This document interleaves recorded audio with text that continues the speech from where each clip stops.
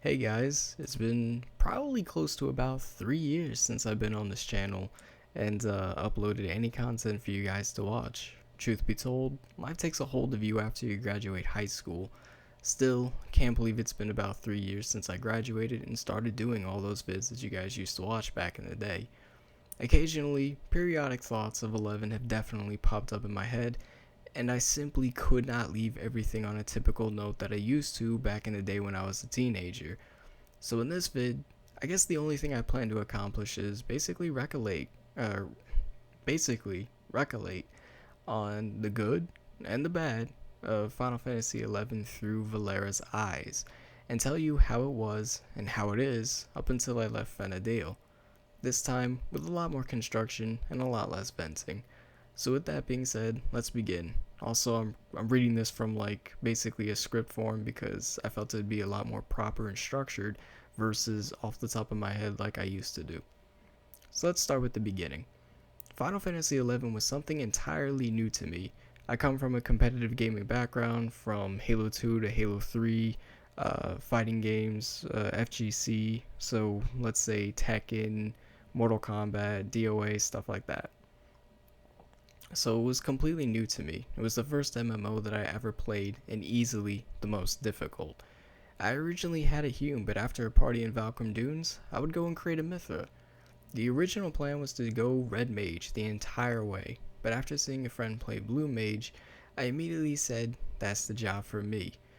Travis and Nano, although experienced at the game and at the time, said it was one of the most difficult jobs to do and unlock due to Odd Ergen, as was also at the time that none of us had a 75 job, except for Katamar, I believe. But I didn't care, it was blue or nothing for me. Haha, her favorite color is blue, for those of you who would catch that reference.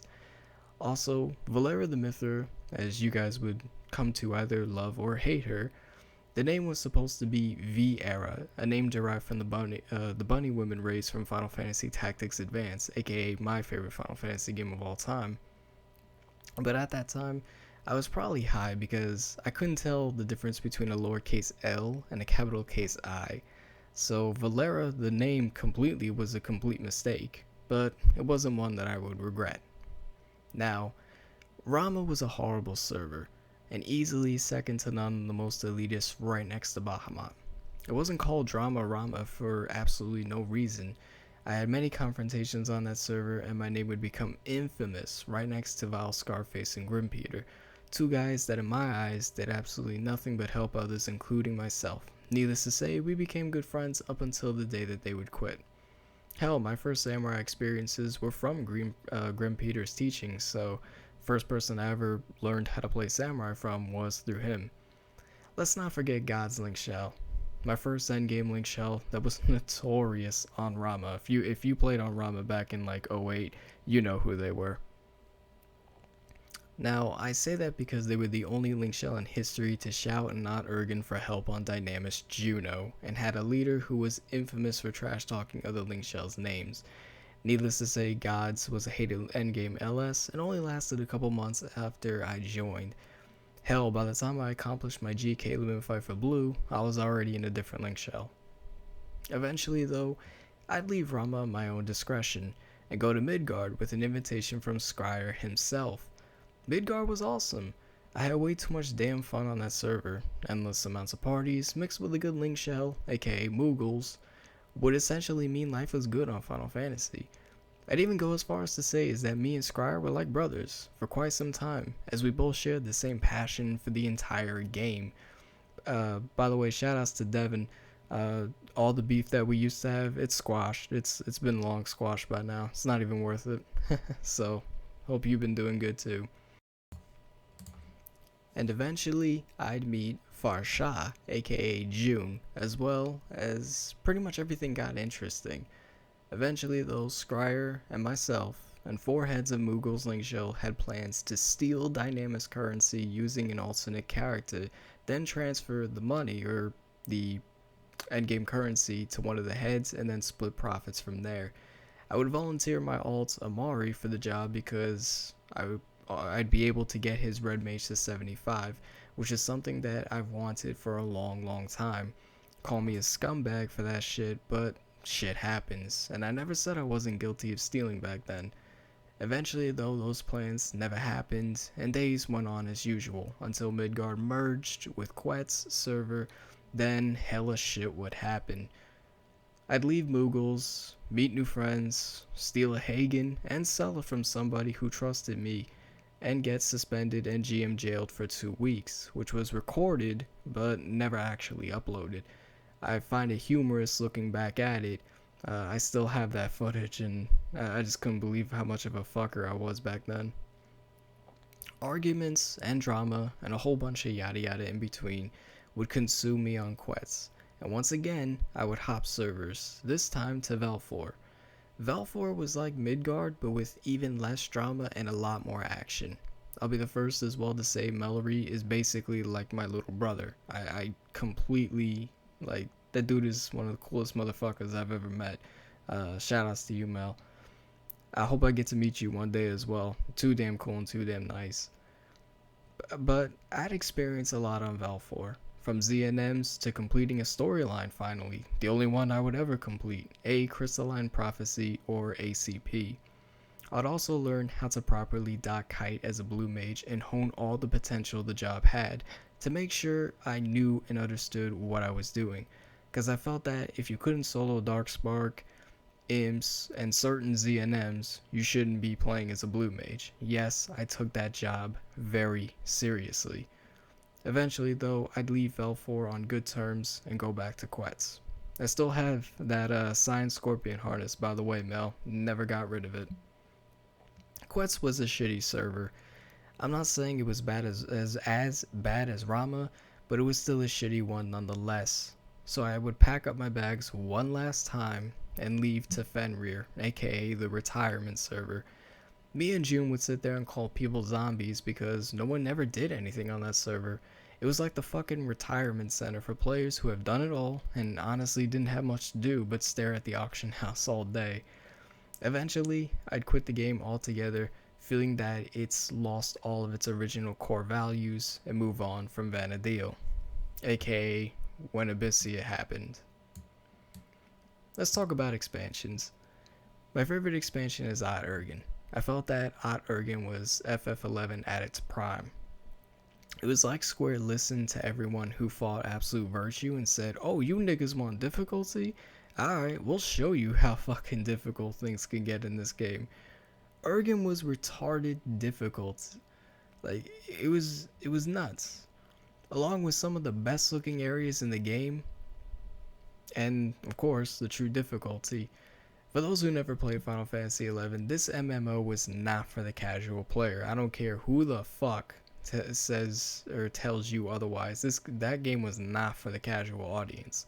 I'd say if you couldn't dedicate at least 20 hours a week or be a part of any of the Cool Kids Club endgame link shells, then you probably weren't going to get anything done. A lot of my time in game was dedicated to leveling and partying alone. That's not even including farming for Gil. All the goddamn time I spent doing that. Odd Ergen areas as well, you couldn't simply just walk anywhere and feel like you're the shit, because it just wouldn't end well for you if you did. This is back in the level 75 cap days. It also introduced Pandemonium Warden, which became infamous over Final Fantasy XI as the most difficult NM ever created in FF for its time, aka the 18-hour boss fight. It also introduced Colibri partying and many other amazing things such as Assault and Azulao.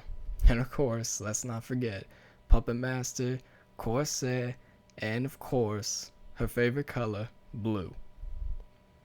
Now, comparing 11 to 14, it's a sin to compare two similar games, but two games that are very similar and at the same time they're extremely different.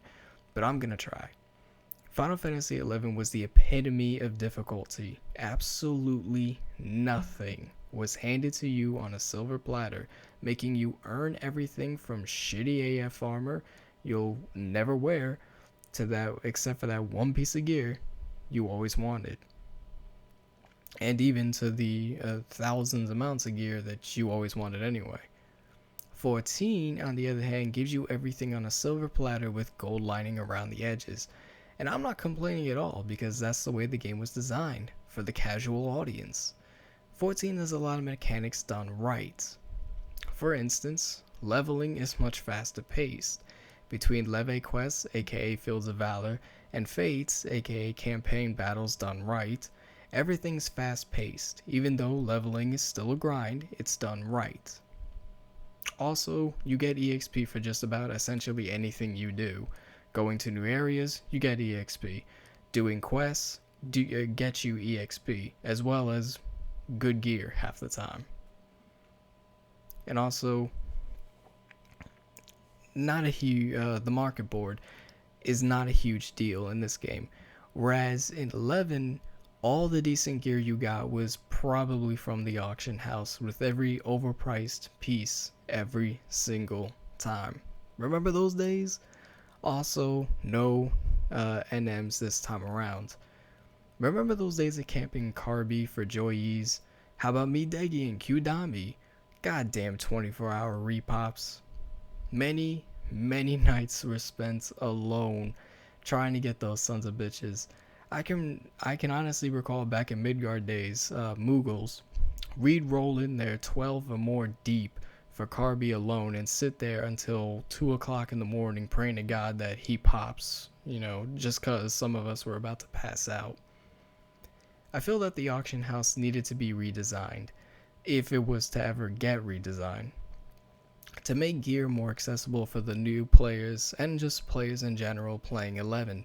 For instance, make every single piece of equipment available with infinite quantity and make it a fair price. So example, you could buy, let's say, the Centurion scale mail gear as a set could be 20k, and for 20k you get the entire set. That way you don't have people who overprice gear and spells. Back in the day it used to be Phalanx, Asper, I can't remember any more off the top of my head, but Phalanx and Asper were two huge ones. Oh, and Utsusemi Ichi, just in case if you sold it.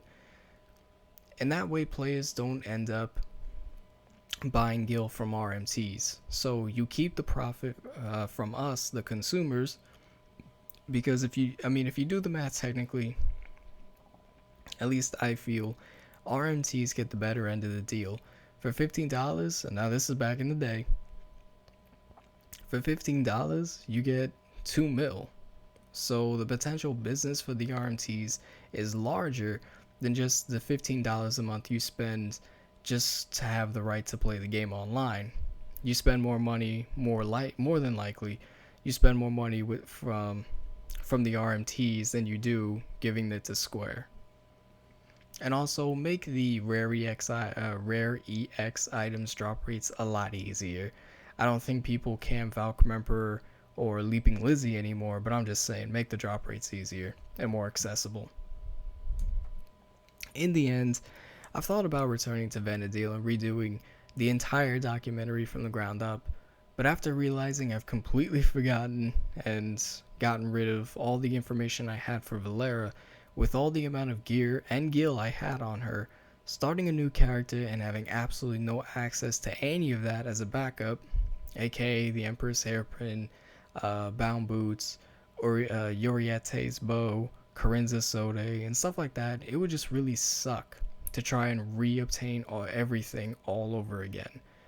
Now I'm aware that Seekers of Alduin and Abyssia made better gear that makes older gear obsolete, but a lot of that older gear, to me, has a lot of history behind it, so it just holds more personal value. Now call me stuck in nostalgia, but that's the truth. I mean, a possible new documentary in itself isn't an impossible task, it's very likely, and I think it would be fun to do.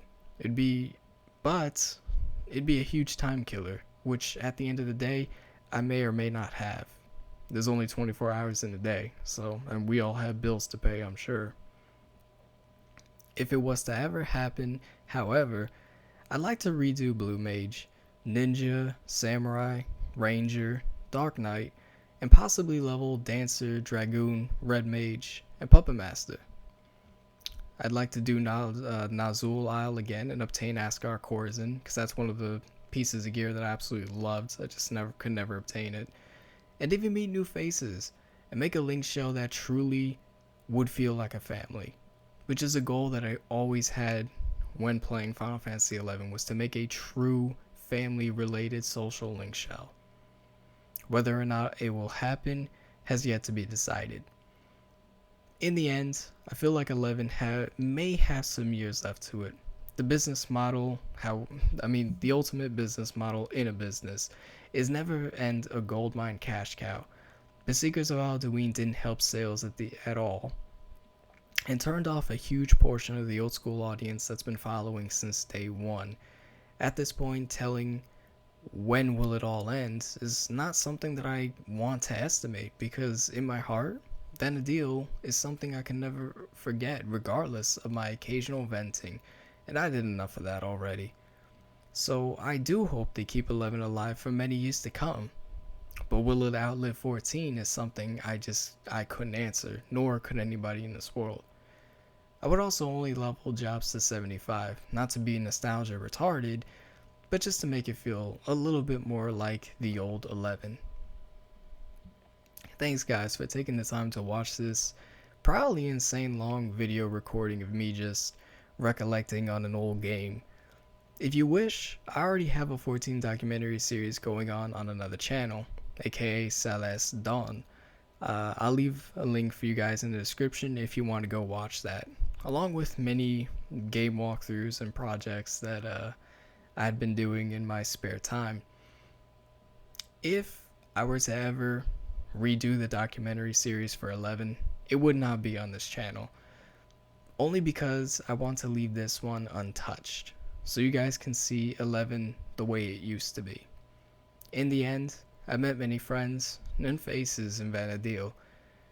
Even if this is where it all truly ends, I think Kyakusa said it right, where, to quote him, "Call 11 what you will, but it was that kind of game that you can build memories on," and truly, it did just that. Thanks guys.